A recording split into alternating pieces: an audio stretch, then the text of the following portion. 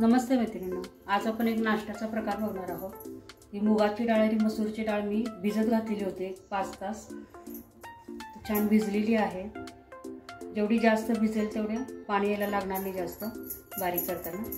एक 4 हिरव्या मिरच्या घेतलेल्या आहेत, आलं घेतलेलं आहे आणि लसणाच्या पाकळ्या घेतलेल्या आहेत। तर हे आपण बारीक वाटून घेऊया मिक्सरला।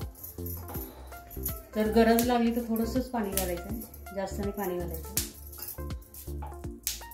हे बारीक करून घेते। यानंतर मग आपल्याला यामध्ये भाज्या पण घालायच्या आहेत। तर ते कोणत्या भाज्या घालायच्या ते मी सांगते बारीक केल्यानंतर।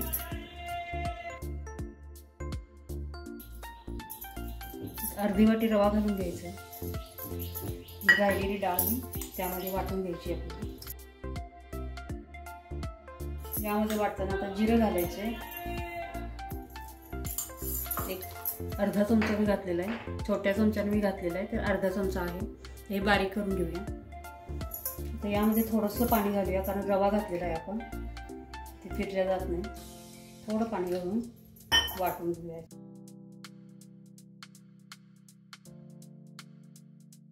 तर यामध्ये कोणत्या कोणत्या भाज्या घालायच्या आहेत त्या बघूया।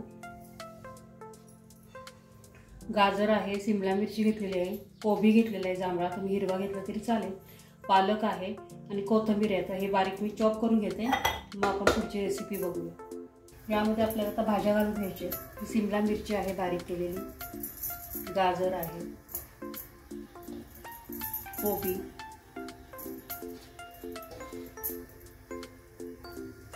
पालक। मी ज्या घातल्यात भाज्या त्या तुम्हाला आवडत असतील तर घाला, नाही घातल्या तरी चालतात। छान टेस्ट लागते। एक साथ आपल्याला एवढ्या भाज्या खाण्यात येतात। कोण घालायच्या तर यामध्ये मसाले घालायचे आहेत। गरम मसाला आहे, प्लेन लाल तिखट आहे आणि धना पावडर आहे, आपल्या आवडीनुसार घालून घ्यायचे। तर हिरवी मिरची पण घातलेली आहे। मीठ घालून घेऊया। पॅन पण मी तापत ठेवलेला आहे, मिक्स करून घेऊया।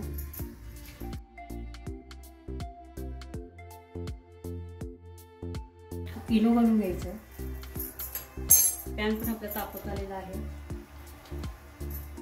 थोडंसं पाणी।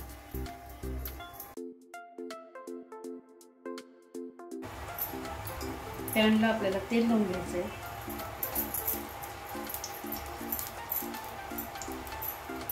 पॅन बऱ्यापैकी आपल्याला गरम करून घ्यायचं आहे। त्याच्यावर हे बॅटर घालून घ्यायचं।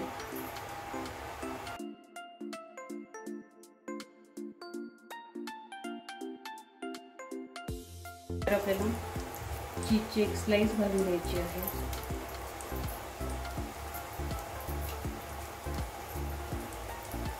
पनीर घालून घ्यायचं आहे।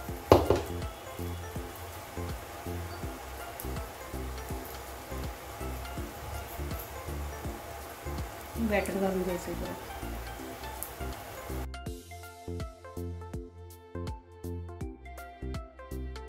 झाकण ठेवूया त्याच्यावर।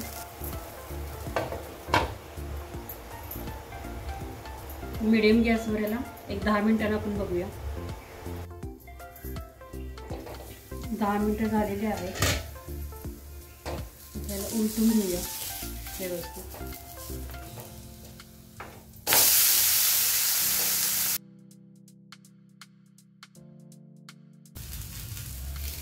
साईडच्या कडा सुद्धा साईडला असं ओढून घ्यायचं। पॅनची किनारे तापलेले असतात, त्यामुळे ते भाजल्या जातं व्यवस्थित।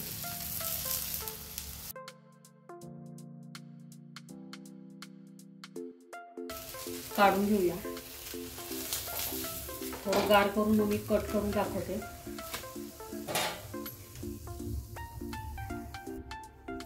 कट करूया।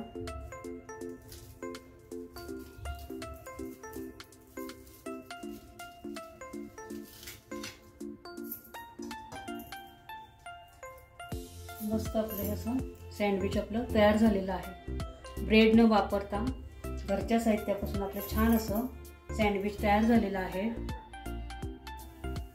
अजून एक आपण सँडविच बघूया। बॅटर मी घालून घेतलेलं आहे, वर चीज ठेवलेला आहे आणि अशी हिरवी चटणी लावून घ्यायची आहे पनीरला.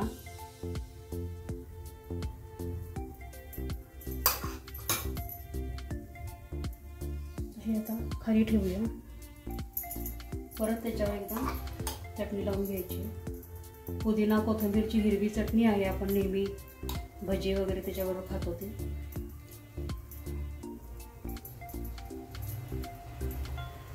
ते कापल्यावर छान दिसेल ना, म्हणून एक असं सँडविच करून दाखवते तुम्हाला.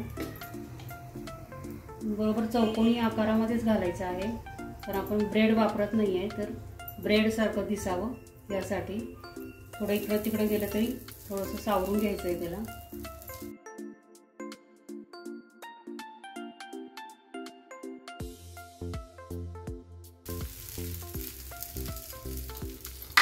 तेल घालून घेऊया थोडंसं साईडने.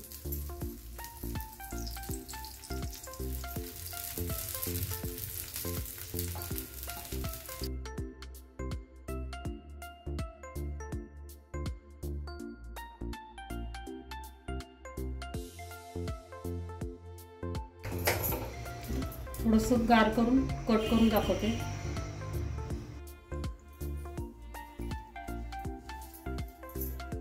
छान भाजलेलं आहे.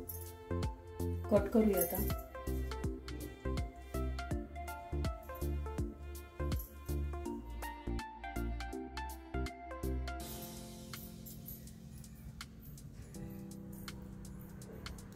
हिरवी चटणी लावल्यामुळे छान दिसतंय. डिशमध्ये लावून घेते. सँडविच आपलं तयार झालेलं आहे. ब्रेड वापरलेलं नाही आहे, डाळीपासून आपण बनवलेलं आहे, तर पौष्टिक आहे. तर नक्की रेसिपी करून बघा मैत्रिणींनो. लहान मुलांसाठी, मोठ्या माणसांसाठी, सर्वांसाठी छान आहे.